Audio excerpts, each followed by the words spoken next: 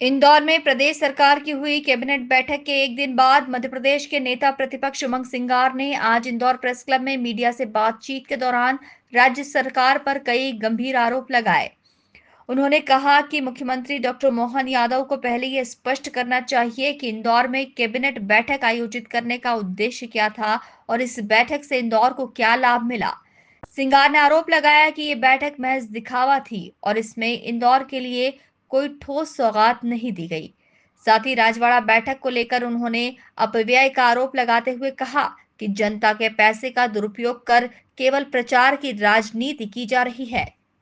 देखिए, जनता कैबिनेट इंदौर में हुई और मैं समझता हूँ कि आम जनता के पैसे की गाड़ी कमाई से चांदी के बर्तनों के अंदर मंत्रियों को खाना खिलाया जा रहा है और एक तरफ पूरे प्रदेश के अंदर जनता किस प्रकार से छोटा वर्ग, गरीब वर्ग को एक पेंशन के लिए दौड़ना पड़ता, राशन के लिए दौड़ना पड़ता और ये पैसा आपका, हमारा, जनता का पैसा है और इंदौर से ऐसी लाखों करोड़ों रुपए का टैक्स आता है। इंदौर की जनता के लिए क्या एक कैबिनेट से क्या फायदा हुआ?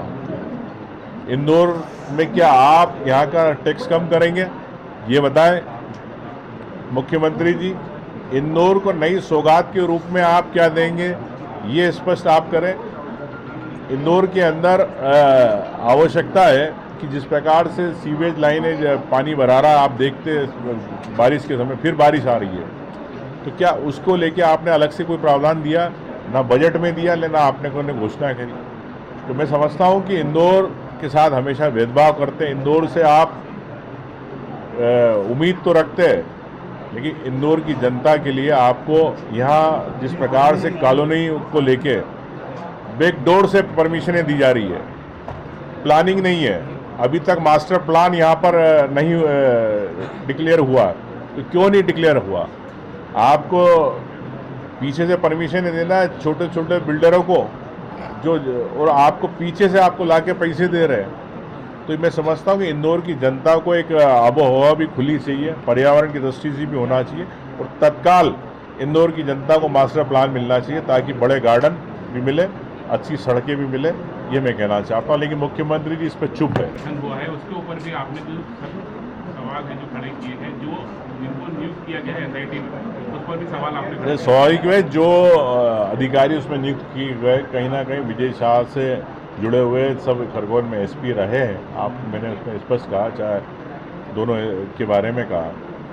तो क्या इस एसआईटी की चुनने के लिए क्या विजय शाह को अधिकार दिए थे मुख्यमंत्री जी? ये स्पष्ट करें। और खुलेआम आप सर्वोच्च न्यायालय का अपमान कर रहे हैं मुख्यमंत्री जी। मैं समझता हूँ कि इस पर स्पष्ट होना चाहिए कि जिसने एसआईटी बनाई है वो विजय शाह को बंद कमरे में बिठा के एसआईटी का गठन किया। इससे न्याय नहीं मिलेगा। ना सेना का अपमान जो किया है विजय शाह ने, ना उसका न्याय मिलेगा, ना महिला के अपमान का न्याय मिलेगा। सीधे सीधे भारतीय जनता पार्टी विजय शाह को बचाना चाहती है। मेट्रो का काम जिसको दिया है, जिस कंपनी को दिया है, उसको लेकर भी अब जो है मेट्रो का काम किस विषय में? तुर्की अच्छा, वो टिकट वाला। मैंने कहा आपसे 230 करोड़ का ठेका था और 186 करोड़ में दिया है। तो सरकार ने अपने न्यूनतम ऑफसेट प्राइस से क्यों दिया? मतलब किसी को लाभ पहुंचाने के लिए आप ठेका दे रहे हो।